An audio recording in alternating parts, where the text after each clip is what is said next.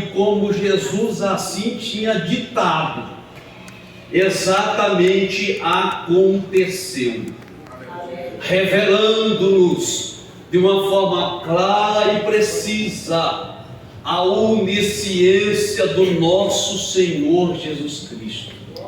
Quando Ele se esvazia para se fazer carne, para habitar nesta matéria que nós chamamos carne, Ele não se esvazia dos seus atributos. E o atributo aqui que eu acabei de mencionar se chama onisciência. Revelando-nos aqui o texto bíblico, jogando por terra uma seita chamada teísmo aberto, que ensina que Jesus não conhece o futuro. Sendo assim, está aqui revelado através do texto bíblico, que exatamente como Jesus tinha ditado, revelado, assim Pedro e João vai, e a Bíblia nos afirma que lá ele chega na casa e ele diz exatamente como Jesus tinha falado. Então ele chega em uma espécie de um sobrado. Na parte de cima vai ser celebrado a Páscoa. A Bíblia diz que nessa Páscoa que vai ser celebrado, a ceia do Senhor é instituído. A princípio, o momento é descontraído, Jonathan. A princípio, a ceia está descontraída. Os discípulos estão conversando, mas Jesus está debruçado na mesa, observando a reação de cada um. A Bíblia irá nos afirmar, a partir do texto bíblico, que Jesus vai observar Judas Iscariotes. E o texto vai dizer, e Jesus vai presenciar, que o coração de Judas já estava entregue para Satanás, a ponto de ele se entregar para entregar Jesus para o sinédrio. A Bíblia nos afirma que no meio da ceia estava havendo diálogos entre os discípulos, e o diálogo era: quem de nós é o maior? Quem de nós está sobre alguém? E Jesus, observando o diálogo deles, após Jesus observar o diálogo deles, ele se levanta da mesa, pega o seu lenço, pega uma bacia d'água e debruça sobre os pés dos discípulos e começa a lavar os pés dos discípulos, um por um. Quando ele chega em Pedro, Pedro começa a dizer: isso aí não é serviço de mestre. Esse negócio que o Senhor está fazendo é para um escravo executar, é para um servo executar. Então Jesus olha para ele e diz: se você não deixar que eu lave os teus pés, você não terá parte comigo.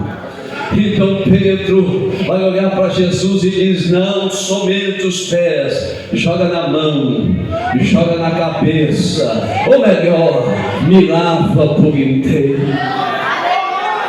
Aleluia. Então Jesus está aqui agora diante desta ceia. O local que aparentemente estava descontraído começa a tomar seriedade. Então a ceia vai começar se aprofundando, a ponto de Jesus dizer que assim o que ele estava executando naquele momento é que ele esperava que os discípulos fizessem. No reino dos céus, o menor sempre será o maior. Por isso que outrora a Bíblia nos afirma que os humildes herdarão o reino do céu. E a palavra de Deus é enfática em nos dizer que daqui a pouco Jesus está se revelando na Santa Ceia. Jesus está se revelando naquele período.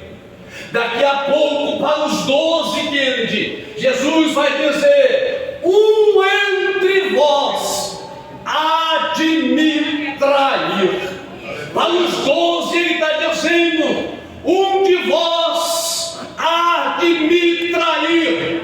Em outras palavras, ele está dizendo: o seu coração já se entregou para o diabo, a sua vida já vai ser um utensílio para ser usado por Satanás. E então os discípulos começam a olhar um para o outro, como se indargando: quem será o traidor?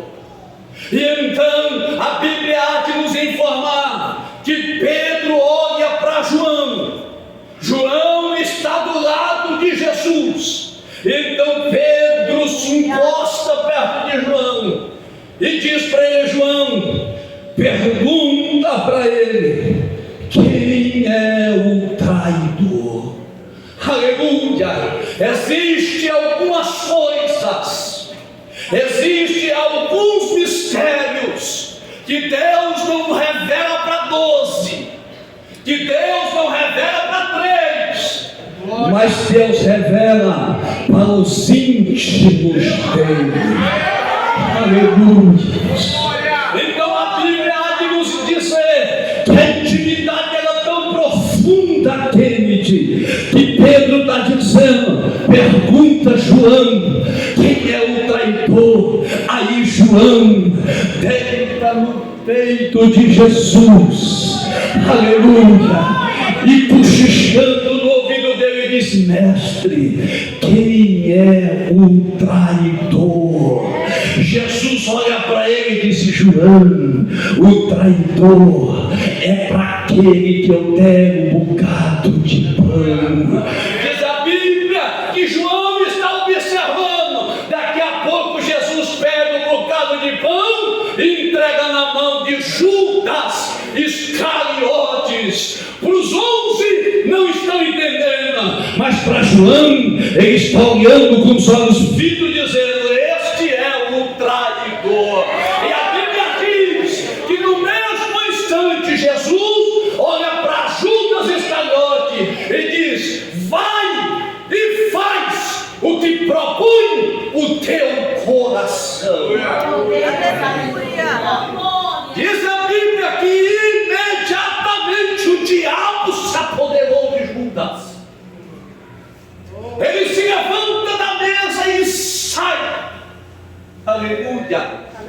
Ao sair, os 11 não estão entendendo nada, porém João entendia que tudo que estava acontecendo naquela santa ceia, no culto, foi se revelado para aquele que tem intimidade com Cristo.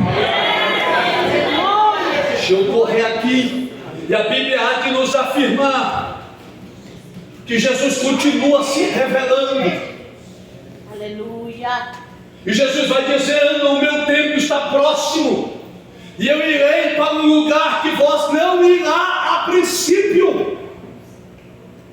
Pedro mais uma vez toma a frente e diz: para onde o Senhor vai que nós não podemos ir? Jesus diz para ele: agora vocês não podem ir. Para o lugar que eu vou, vocês ainda não vão. E Pedro vai dizer: estamos com o Senhor já tem um tempo, porque não podemos ir? Se for preciso, eu morro pelo Senhor. Aleluia. E Jesus olha para ele e diz: Pedro, antes que o galho cante 3 vezes, tu hás de me negar.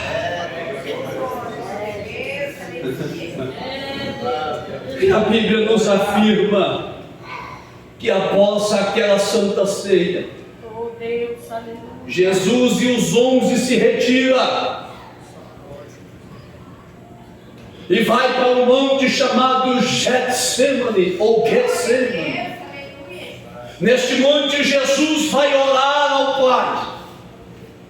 Neste monte Jesus vai passar um período de agonia, da pressão espiritual que virá sobre ele, a ponto dele, como homem, dizer: Pai, se for possível, retira de mim este cálice. Mas como Deus que ele era, ele olha para mim, pastor Sérgio,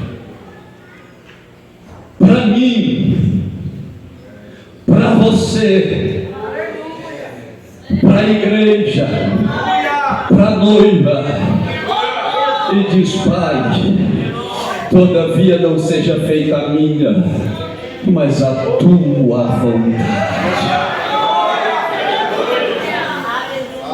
Daqui a pouco Judas se apresenta com os soldados romanos, e os soldados começam a indagar: quem é Jesus?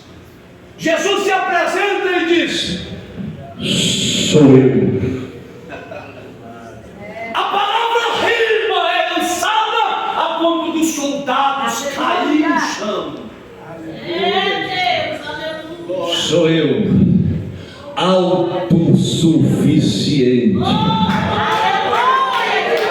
Sou eu que fui revelado no Êxodo.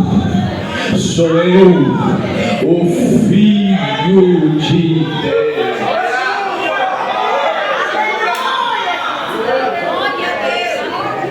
A Bíblia nos afirma que Jesus agora vai ser preso. Ao ser preso, Jesus vai ser levado em julgamento. Jesus vai ser julgado por 6 vezes. Vai parecer que Jesus é como uma bola de basquete, vai na mão de um, vai na mão de outro. Quando eles pegam Jesus, eles levam Jesus para a casa do sumo sacerdote chamado Anás. Isto na madrugada.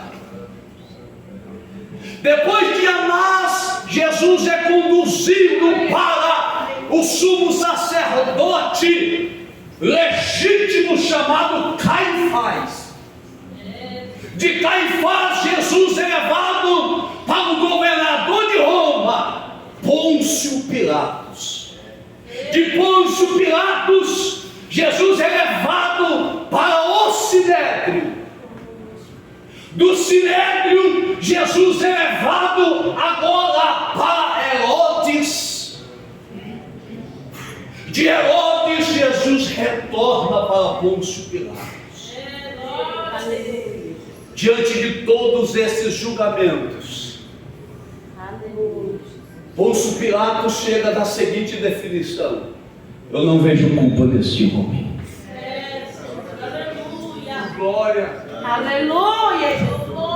Eu não vejo o que condená-lo. Eu não vejo causa para o levar crucificado.